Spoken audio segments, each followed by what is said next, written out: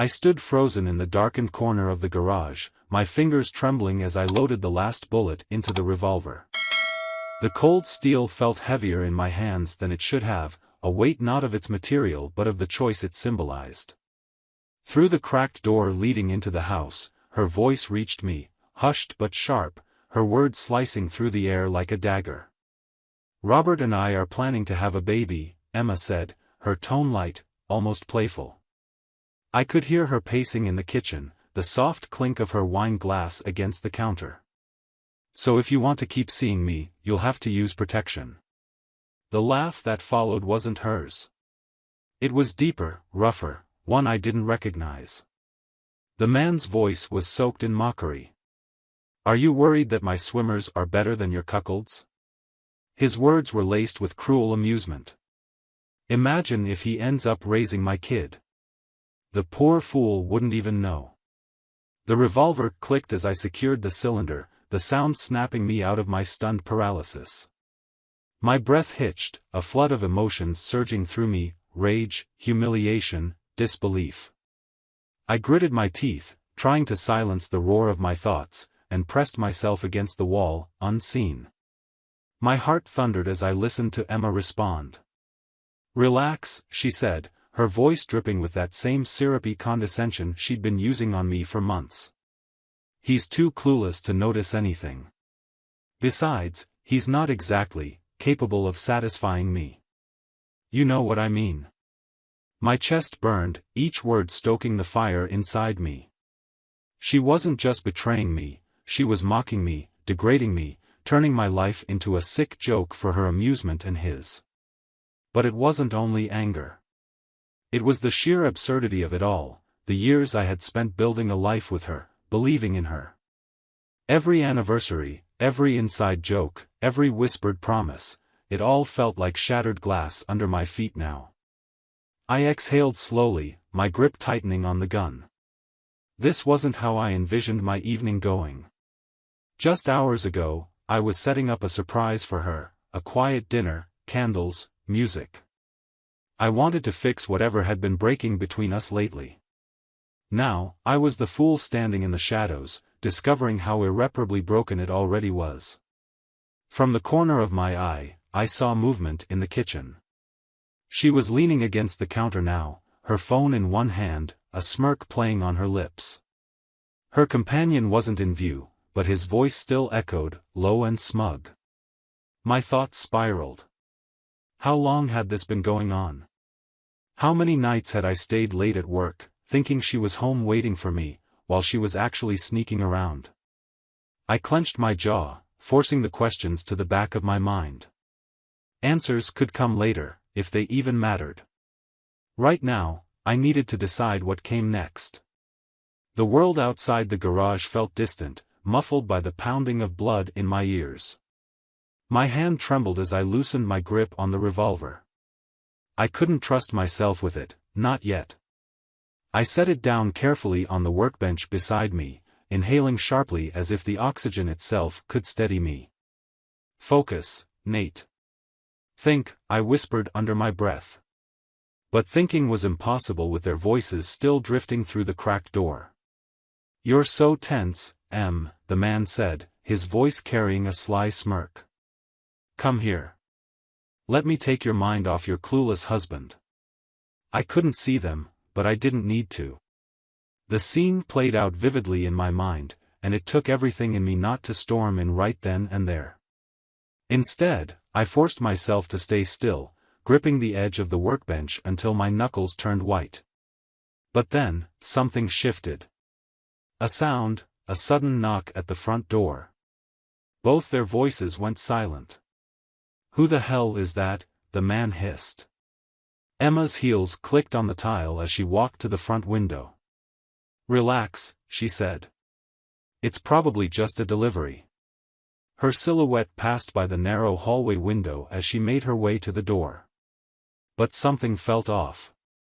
The timing. The atmosphere. My gut twisted, and without a second thought, I grabbed the revolver again and crept out of the garage, staying low, staying silent. Through the kitchen, past the flickering light over the stove, I peered around the corner into the living room. The man, tall, broad-shouldered, with slick-back dark hair, was standing there, arms crossed, wearing an arrogant smirk as if he owned the place. The knock came again, louder this time. Emma flung open the door, and there stood an older man in a suit, Detective Wallace. I knew him. We'd crossed paths a few times through mutual friends. What the hell was he doing here?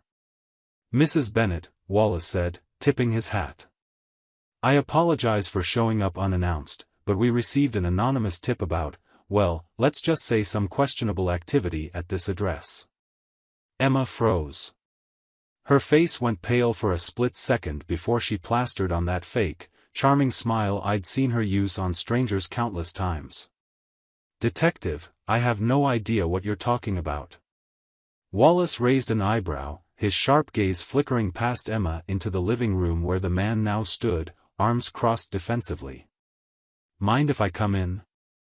Wallace asked. Emma hesitated. Actually, it's not a good. Let him in, Emma, I said, stepping out from the shadows of the hallway.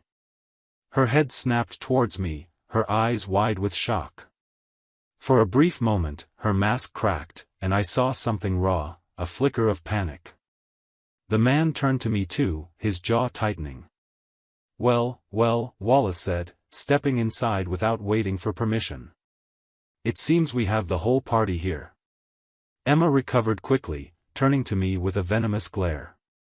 What the hell are you doing creeping around in the dark, Nate? I ignored her and addressed Wallace. What's this about, detective? He sighed, glancing between the three of us. I'll be frank. There's been a report of fraud, financial irregularities connected to offshore accounts. Your wife's name came up, Nate. And it seems, her friend here might be more involved than either of you would like to admit.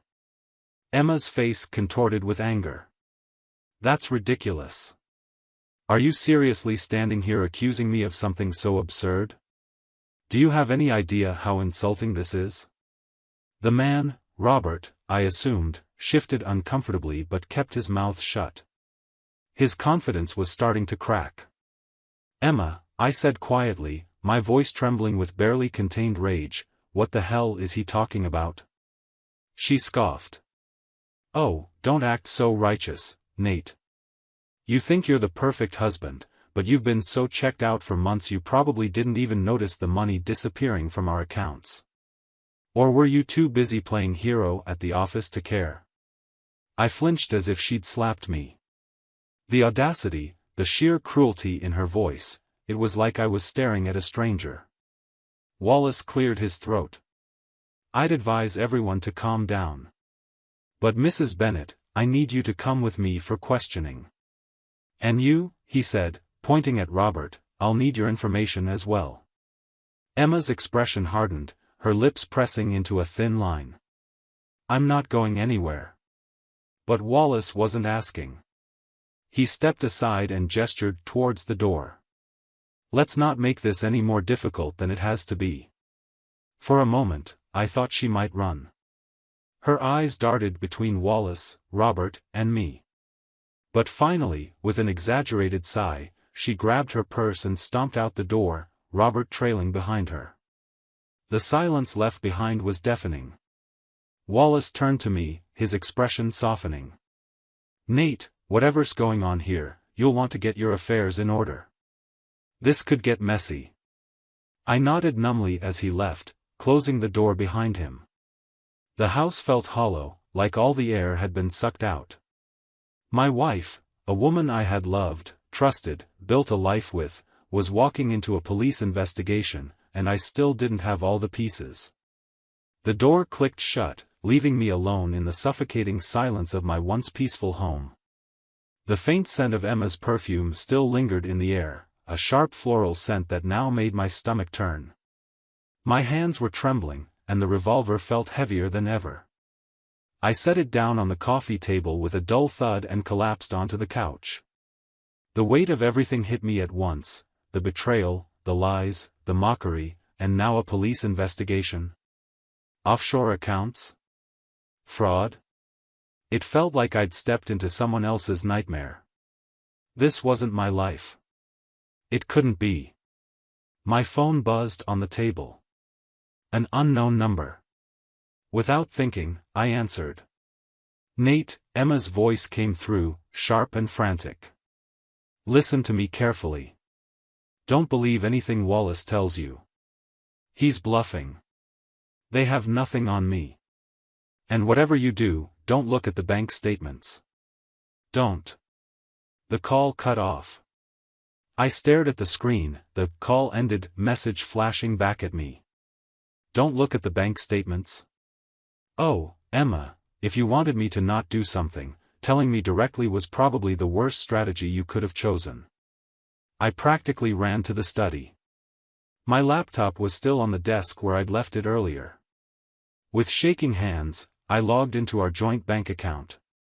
At first glance, everything looked normal: bills paid, a modest savings account, standard transactions.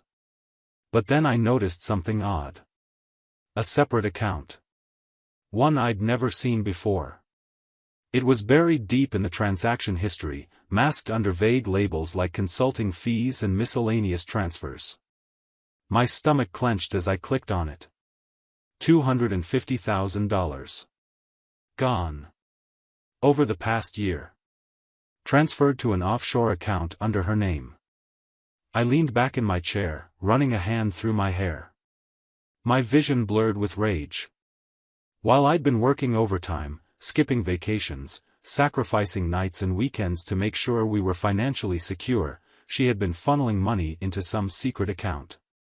A noise from the hallway made me snap my head up. Footsteps. Slow, deliberate. I grabbed the revolver again and stood, inching towards the door. Who's there? I called out. No response. The floor creaked again. Every nerve in my body was on edge as I stepped into the hallway, revolver raised. But instead of an intruder, I was met with the sight of Robert. Standing there in my house, leaning casually against the wall, his hands stuffed into the pockets of his leather jacket. Nice place you've got here, Nate, he said, a smug grin spreading across his face. Cozy. What the hell are you doing here? I barked, the revolver aimed squarely at his chest. He raised his hands in mock surrender, but that smirk never left his face. Easy there, cowboy. I just came to have a little chat. No need to get all trigger happy. How did you even get in? Front door was unlocked. You really should be more careful, Nate. I was seething now, my finger twitching on the trigger. You've got 5 seconds to explain why you're here before I make sure you never walk out that door. Robert sighed and shook his head. Relax, man. Emma asked me to stop by. Said you might be emotional after tonight's little surprise. Oh, you mean the part where I found out my wife's been cheating on me and stealing our money? Yeah, I'd say I'm feeling pretty emotional. He clicked his tongue and stepped closer. I tightened my grip on the gun. You don't get it, Nate. Emma's not coming back. She's done with you. And honestly, she was done with you a long time ago. You were just too blind to see it. But here's the thing, you can still walk away from this with your pride intact. Sign the divorce papers when they come, and don't dig any deeper. Trust me, you don't want to know everything. His words hung in the air, heavy and poisonous. Why should I trust anything you have to say? I spat. Robert smirked again, taking another step forward. Because I'm giving you an out, Nate. Take it. Go live your boring little life somewhere far away from this mess. And then he turned his back to me and started walking towards the front door, his boots clicking against the hardwood floor. I wanted to shoot him right then and there. Every muscle in my body screamed for revenge, for justice, for something. But I didn't pull the trigger. I just stood there, gun trembling in my hands, watching him walk out the door like he owned the place. As the door slammed shut, the house fell silent again. But it wasn't over. Not by a long shot. I set the revolver down on the dining table and grabbed my phone. There was one person I could still call, my old college friend, Mark. A lawyer. One of the best. The phone rang twice before he picked up. Nate? It's late, man. Everything okay? No, Mark. Everything's not okay. What happened? I exhaled, staring at the closed front door. I need a lawyer. And I need one now. Mark's tone shifted immediately. Say no more. I'm on my way. As I hung up, something inside me solidified, a cold, unyielding resolve. Emma and Robert thought they'd played me. Thought I'd roll over and accept this nightmare they'd built around me. But they were wrong. They had no idea who they were dealing with. Mark arrived just after midnight, dressed in a wrinkled hoodie and sweatpants, a leather briefcase in one hand and a travel mug of coffee in the other. He stepped into the dimly lit living room, glanced at the revolver sitting on the table, and let out a low whistle. Well, Nate, he said, setting his mug down and loosening his hoodie strings. When you said it was serious, I didn't think we were talking revolver on the table at midnight serious. I didn't respond.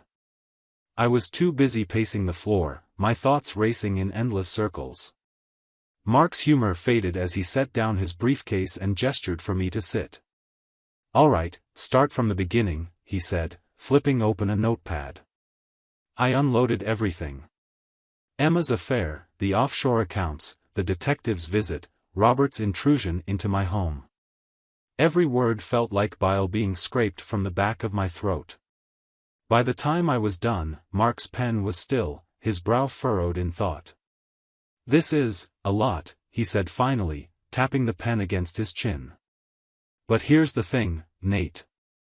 You're in a better position than you realize. Financial fraud tied to your wife? That's a huge red flag for divorce court. Judges don't take kindly to spouses who siphon marital assets into offshore accounts. But you need evidence. Cold, hard proof. I gestured to the laptop still open on the desk. I found the offshore account. Transfers made over months. It's all right there. Mark shook his head. That's a start, but it's not enough. We need transaction histories, communications, emails. And most importantly, we need to know why. Was it just greed? Or is there something else at play? His words hung heavy in the air. The why. That's what was eating me alive. Was Emma just another gold-digging manipulator, or was there something deeper, something more dangerous? Mark leaned back on the couch. Look, Nate, here's my advice, stay cool. Don't confront her directly yet. Don't go looking for Robert, and for God's sake, don't pull that trigger unless your life depends on it. Let me start digging. I'll hire a forensic accountant first thing in the morning. You focus on keeping your head clear. I nodded numbly, though every fiber of my being wanted action, revenge, justice, something. Mark stood and patted my shoulder. Get some sleep, man. Tomorrow, we go to war. But sleep wasn't an option. The sun crept over the horizon as I sat in the dining room, staring at Emma's empty seat across the table. The silence of the house was oppressive, broken only by the occasional creak of the wooden floor. My phone buzzed. A text from an unknown number. Meet me at the Hollow Diner. 9 a.m. Come alone. E. Emma. My pulse spiked as I stared at the message. Alone? Why? Was this a trap? Or was she trying to explain herself? I grabbed my jacket and keys and headed out the door. The Hollow Diner was one of those faded relics of the past, cracked vinyl booths, flickering neon lights, and the faint smell of burnt coffee clinging to everything. Emma was seated in the farthest corner booth, wearing oversized sunglasses and a hooded sweatshirt. When she saw me approach, she didn't smile. Didn't gesture for me to sit. Her face was cold, impassive. I slid into the seat across from her. "Nate," she said flatly. "Emma." We sat in silence for a moment before she sighed and pulled down her sunglasses. Her eyes were red-rimmed, dark circles etched under them. "Why are we here, Emma?" I asked, my voice low but firm. She glanced around nervously, lowering her voice. "Listen to me carefully, Nate. You need to stop digging. Stop looking into the accounts, stop talking to people like Mark, and just walk away." I blinked. "Walk away? Are you serious right now? After everything you've done? The lies, the betrayal, the fraud?" She flinched slightly but recovered quickly. "It's bigger than you think. You're in over your head. Robert isn't just some guy. He's dangerous. You don't know what he's capable of." Is that supposed to scare me? Because it doesn't. Emma leaned forward, her voice trembling. "You should be scared." "I'm scared, Nate. You think this was about us? About some stupid affair?" "No. Robert isn't just my affair partner. He's—" A sharp crack interrupted her. A bullet shattered the window beside us, sending glass shards raining down over the table. Emma screamed, and I grabbed her, dragging her down onto the floor. Chaos erupted in the diner, shouts, screams, the sound of footsteps scrambling.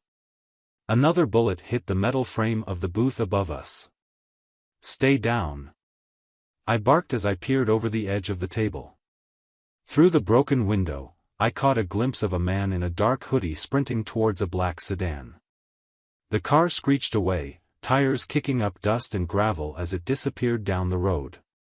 Emma was sobbing now, clutching her knees, her entire body trembling. "Who was that?" I demanded, grabbing her by the shoulders. "Who the hell just tried to kill us, Emma?" But she couldn't answer. Her lips moved, but no sound came out. The sound of distant police sirens filled the air as the diner staff ushered panicked customers towards the exits. I sat back on the floor, my ears ringing, my chest heaving with adrenaline. Whatever I thought I knew about this situation, it was worse. Far worse. And now, I wasn't just dealing with a cheating wife and stolen money. This was something else entirely. Something deadly. The wail of police sirens grew louder as squad cars screeched into the parking lot of the Hollow Diner. Officers spilled out, guns drawn, barking orders at terrified customers and shell-shocked staff. Emma was still on the floor, knees pulled to her chest, her face buried in trembling hands. "Nate Evans?" A cop with a buzz cut and a stone-cold face approached me, his hand resting on his holstered weapon. "Yeah, that's me." My voice came out hoarse. "Are you injured?" "No. Neither of us are." He nodded sharply and signaled for two officers to escort Emma outside. She didn't resist, her legs wobbling as she was helped to her feet. "Mr. Evans, I'm Detective Harris. We've got questions, and we need answers now." The diner was now a crime scene, yellow tape sealing us inside a cocoon of broken glass and spilled coffee. Harris motioned for me to sit in one of the intact booths, his sharp eyes scanning me like I was already guilty of something. "What happened here?" he asked. I recounted the text, the meeting, the shots, every detail etched into my mind like fresh scars. Harris took notes but said nothing, his face an unreadable mask. "Do you have any idea who could have done this? Any enemies? Someone with a motive?" "Robert." I didn't hesitate. "His name is Robert. I don't even know his last name. He's my wife's acquaintance." "Acquaintance?" Harris raised an eyebrow. I clenched my fists. "Her affair partner, okay? And from what little I know, he's not just some sleazebag she met at a bar. He's dangerous. She said as much herself." Harris scribbled something down. And where's your wife now? I gestured toward the parking lot. Outside, with your officers. Harris leaned in closer. Listen, Mr. Evans, if your wife is tangled up with someone dangerous, and if this Robert guy is as serious as you're suggesting, then you need to cooperate fully. No secrets. No half-truths. Because from where I'm sitting, this situation just went from domestic dispute to organized crime territory. Organized crime. The words hit me like a punch to the gut. Do I need protection? I asked, my voice barely above a whisper. Harris sighed. It's not you I'm worried about right now, it's your wife. Emma and I were escorted separately to the police station. They put me in a cramped interrogation room that smelled like sweat and stale coffee. I sat there, staring at my reflection in the one-way glass, wondering if Emma was in the room next to me spilling her guts, or spinning another web of lies. After what felt like hours, Harris walked back in and dropped a manila folder on the table in front of me. Nate, he said, his voice low and serious. We pulled some initial records based on what you told us about the offshore accounts. Turns out your wife has been in contact with a man named Robert Hale. He's a known associate of some unsavory people. Weapons trafficking. Money laundering. You name it. I froze. Weapons trafficking? Money laundering? This wasn't just some midlife crisis fling. Harris continued, those offshore accounts weren't just a nest egg for her. They were being used to move money. And here's the kicker, your name is on some of the documents, Nate. Whether you knew about it or not, you're involved. My stomach dropped. No. No way. I didn't sign anything. I didn't. It doesn't matter, Nate. Harris barked, slamming his hand on the table. All it takes is a forged signature or a fake authorization. You could be on the hook for federal charges unless we figure out how deep this goes and fast. I slumped back in the chair, my head spinning. And your wife? I croaked. What happens to her?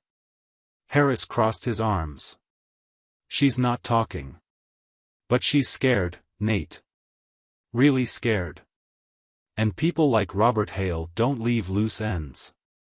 Hours later, they finally let me go. Mark was waiting for me outside the station, leaning against his car, his face pale with worry. Nate, he said as I approached. This is way worse than I thought. No kidding, I muttered. We need to act fast.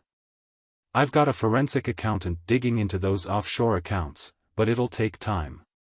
And time isn't something we have right now. I nodded and rubbed my temples. What do I do, Mark? What the hell do I do? He looked me dead in the eye. You stay alive. You don't contact Emma unless absolutely necessary. You let me handle the financial side. And Nate, if Robert comes sniffing around again, you call me. Don't play hero. As we drove back to my house, my phone buzzed again. Unknown number. I hesitated before answering. Hello? Nate, Emma's voice came through, ragged and breathless. I messed up. I messed up so badly, and now they're coming for me. I don't know what to do. I don't know where to go. Emma, where are you? I interrupted, my heart hammering in my chest. I can't tell you. If they think I've talked to you, you'll be in danger too. Just promise me you won't look for me. Promise me. The line went dead. I stared at the phone in my hand, cold dread spreading through me. Nate? Mark asked from the driver's seat. What happened? She's running, Mark. And something tells me she's not going to make it very far. The night outside the car window seemed darker than usual, like the world itself was closing in. This wasn't just about betrayal anymore. This was survival. And the game had only just begun. The night clung to me like a second skin as Mark's car sped down the empty highway. The faint glow of streetlights cast fleeting shadows across his face, his knuckles white against the steering wheel. Emma's voice still echoed in my ears, "I messed up. I messed up so badly, and now they're coming for me." Mark broke the silence. "We can't just sit on this, Nate. If Emma's running, she's either scared out of her mind or she knows something that could blow this whole thing wide open. Either way, she's in serious danger." I stared out the window, my fists clenched so tightly that my nails dug into my palms. "Mark, what if she doesn't make it? What if Robert or whoever else is involved catches up to her before we can do anything?" He sighed deeply. "That's a real possibility. But right now, we have two priorities, keeping you alive and figuring out what the hell Emma knows. If we can crack that, we might be able to get ahead of this thing." The car fell silent again as Mark made a sharp turn onto a gravel road. "Where are we going?" I asked. "To my office. I have resources there, tools we can use to track Emma's movements and dig deeper into those accounts." Mark's office was in an unassuming strip mall, an old insurance firm repurposed into his legal fortress. The place smelled of stale coffee and paper, with stacks of manila folders threatening to topple off every available surface. Mark powered up his laptop, the bluish glow casting sharp shadows across his face. "All right," he said, cracking his knuckles. "Let's start with the offshore accounts. If Emma's been moving money recently, there might be a digital trail. Bank records, wire transfers, something." I stood behind him, my breath shallow, watching strings of numbers and encrypted files scroll across the screen. After several minutes, Mark froze. "Bingo." "What? What did you find?" He turned the laptop towards me. On the screen was a series of recent wire transfers, massive amounts of money moving between unfamiliar accounts, some flagged with timestamps as recent as this morning. "Emma's still moving money," Mark said grimly. "And she's not being subtle about it." "Where's it going?" I asked, dread pooling in my stomach. "Some of it went to a holding account in the Caymans. But here, this last transfer." Mark pointed at the screen. "It's domestic. Wired to an account registered to a Jacob Caldwell." "Who the hell is Jacob Caldwell?" "No idea. But it's someone here in the States, and it's recent. If we can track him down, we might find Emma, or at least a clue to where she's headed." Mark grabbed his phone. "I'll make some calls. Get a private investigator on this Caldwell guy. In the meantime, you need to go home, Nate. Lock your doors, stay off your phone, and don't open the door for anyone unless it's me." But the thought of going home to that empty house, with its echoes of betrayal and the suffocating silence, made my skin crawl. Back at the house, I sat on the edge of the couch, staring at the revolver on the coffee table. The weight of everything pressed down on me, the affair, the offshore accounts, the hitman-level chaos that had erupted from what started as suspicion over late-night texts. I poured myself a glass of whiskey and took a long sip, the burn doing little to settle my nerves. The silence was shattered by the sound of my front door creaking open. I froze, the glass halfway to my lips. "Mark?" I called out cautiously. No answer. I grabbed the revolver with trembling hands and crept toward the hallway. The faint sound of footsteps, slow and deliberate, echoed through the house. "Who's there?" I barked, my voice cracking with fear and adrenaline. A shadow moved across the dim light of the hallway, and then a voice, low, gravelly, and unmistakably male. "Easy there, Nate. No need for that. Robert." He stepped into the light, hands casually in the pockets of his leather jacket, a smirk pulling at the corner of his mouth. He looked exactly how I'd imagined him, arrogant, dangerous, and cold. "How the hell did you get in here?" I hissed, the gun trembling in my hand. He chuckled softly. "Oh, come on now. A deadbolt isn't going to stop someone like me." Relax, Nate. I'm not here to kill you. Then why are you here? His smirk disappeared, and his eyes hardened. Emma. Where is she? I tightened my grip on the revolver. I don't know. Robert stepped closer, his gaze locked onto mine. You're lying. And trust me, Nate, lying to me is not a smart move. I don't know where she is.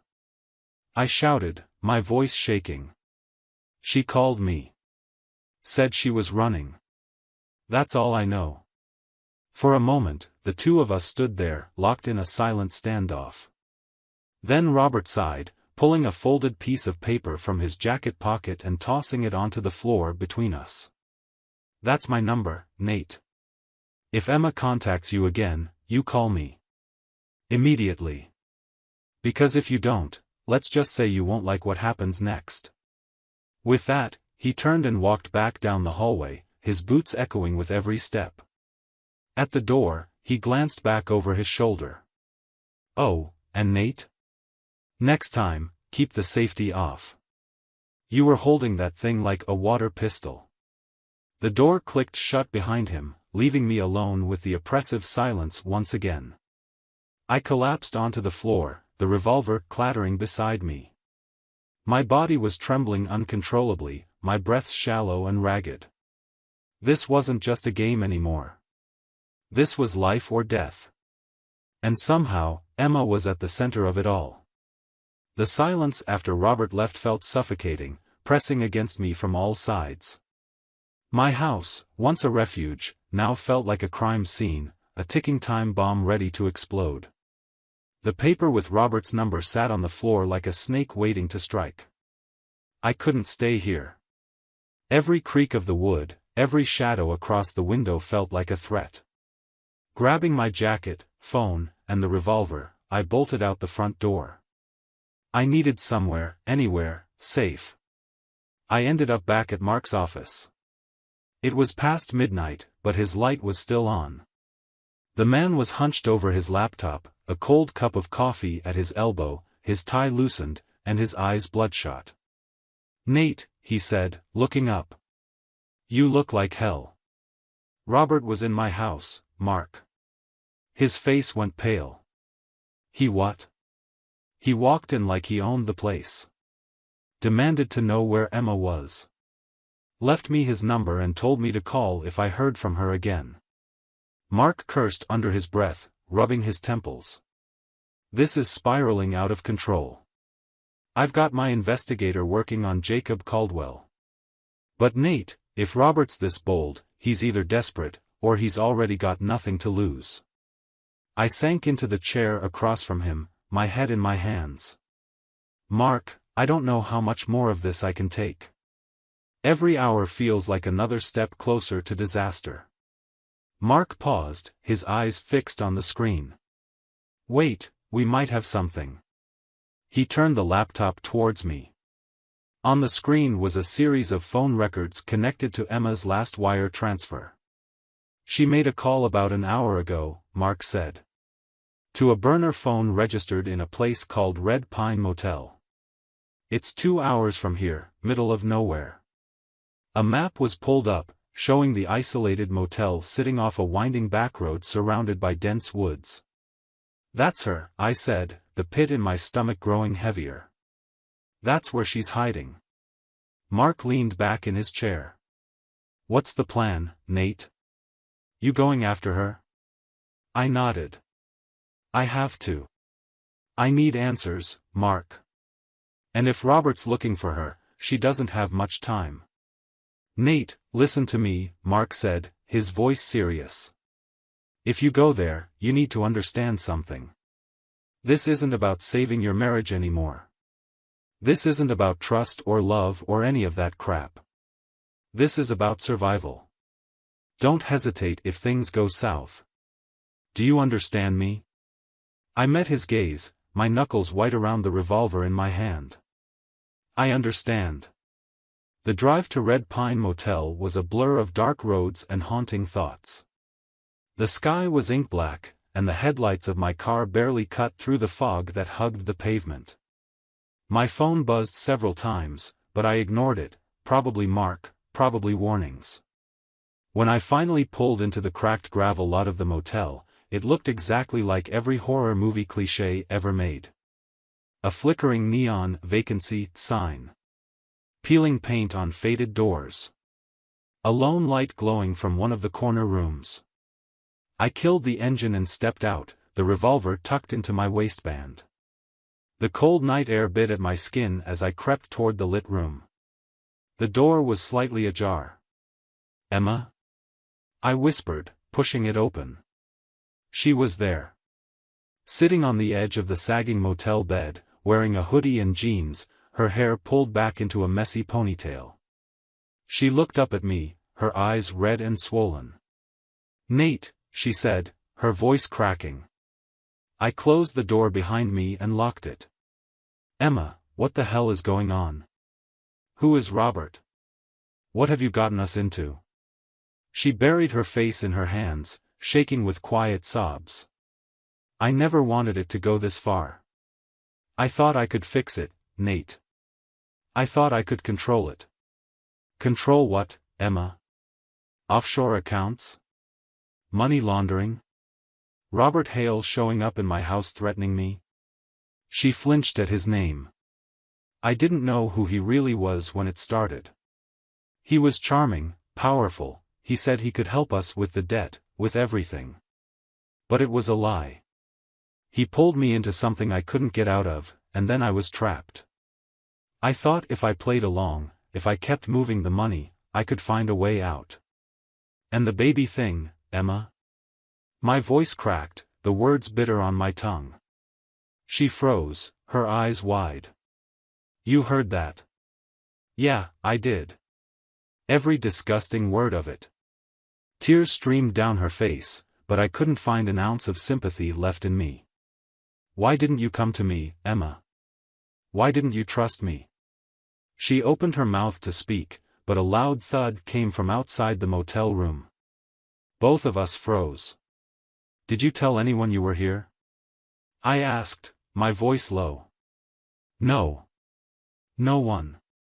Another thud. Then footsteps. I drew the revolver and motioned for Emma to get down. My heart was pounding so hard I thought it might burst from my chest. The doorknob rattled. "Emma," I whispered. "Get in the bathroom. Lock the door. Now." She scrambled off the bed and disappeared behind the bathroom door just as the motel door burst open. A man stepped in, a hulking figure silhouetted against the dim light from outside. It wasn't Robert. It was someone worse. He had a shotgun in one hand, a twisted smirk on his face. Well, he said, his voice dripping with malice. "Looks like the lovebirds are having a reunion." Before I could react, he raised the shotgun. I dove to the side just as the blast shattered the night, sending wood splinters and drywall flying. The air was thick with smoke and adrenaline as I scrambled to my feet, revolver in hand. The man cocked the shotgun again, a cruel grin splitting his face. But this time, I didn't hesitate. I squeezed the trigger. Bang! He staggered backward, clutching his side as blood seeped through his shirt. He dropped the shotgun and crumpled to the floor, his breath ragged. The bathroom door creaked open, and Emma peeked out, her face pale with terror. "Nate, what do we do now?" I stood there, staring at the bleeding man on the floor, my hands still shaking from the gunshot. "We run, Emma," I said, my voice hollow.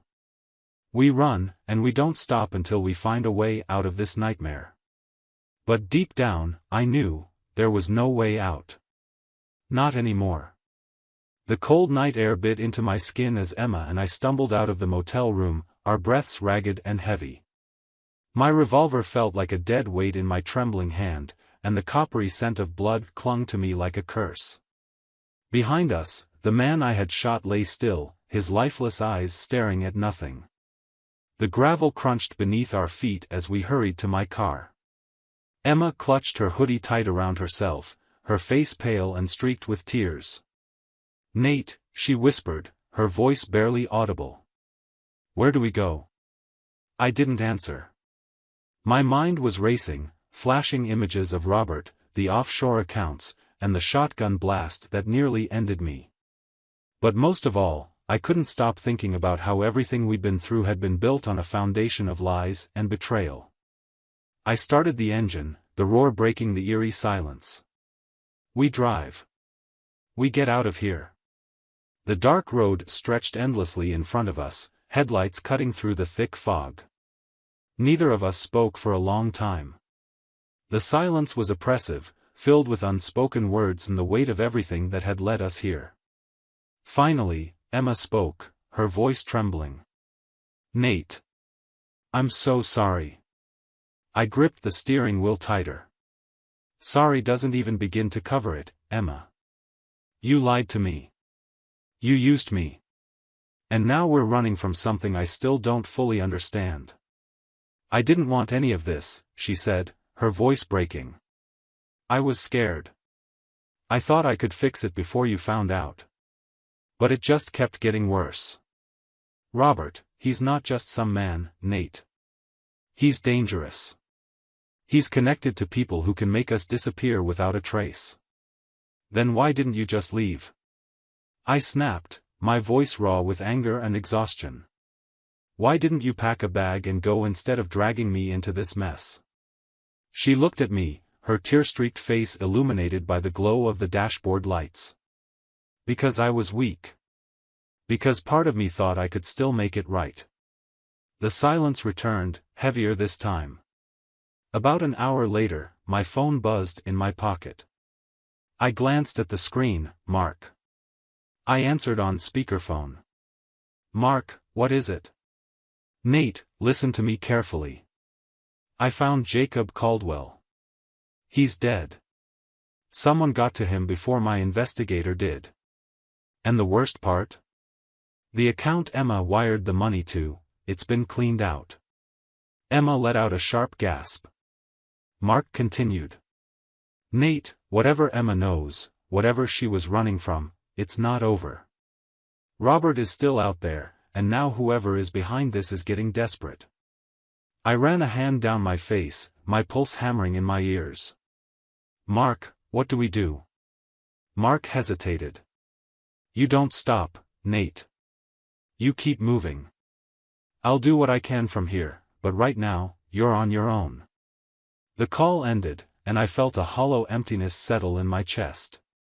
We stopped at an abandoned gas station off the highway. The flickering light above the pumps cast strange shadows across the cracked concrete. Emma was leaning against the car, her arms wrapped tightly around herself.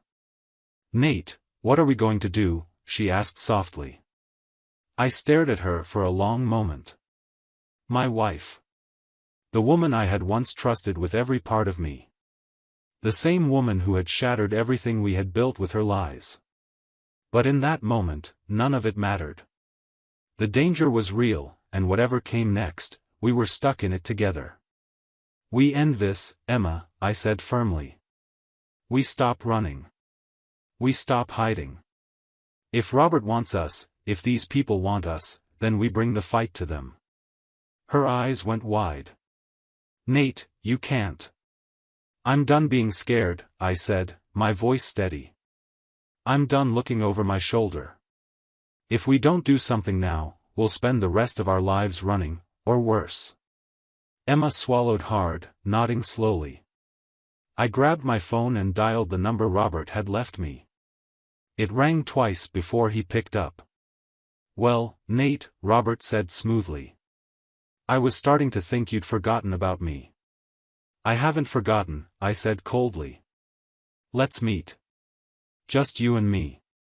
No games, no middlemen. You want Emma? You want the money? Fine.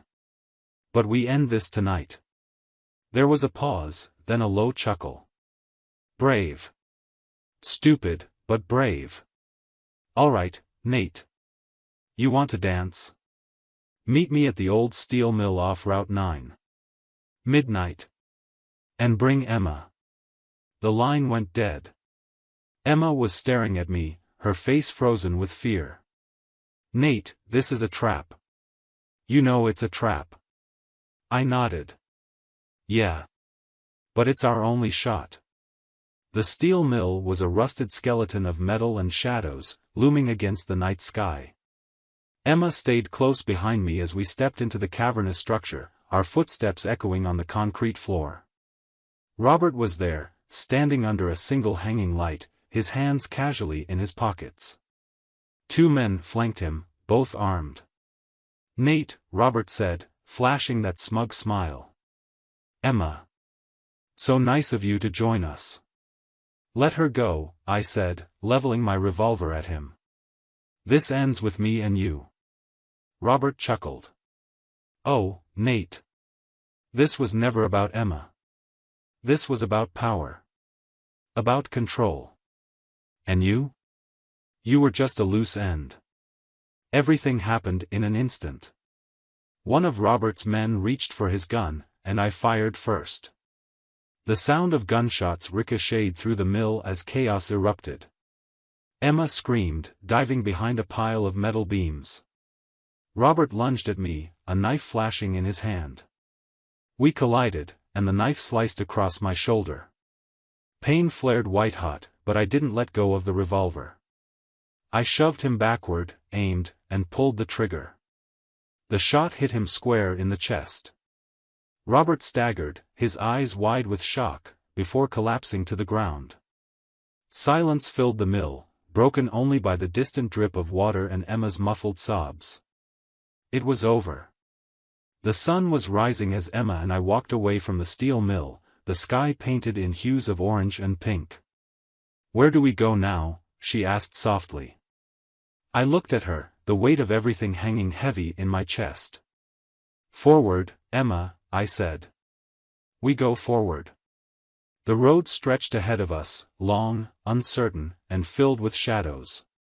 But for the first time in weeks, I felt something I hadn't felt in a long time. Hope. And with that, we disappeared into the horizon. The end.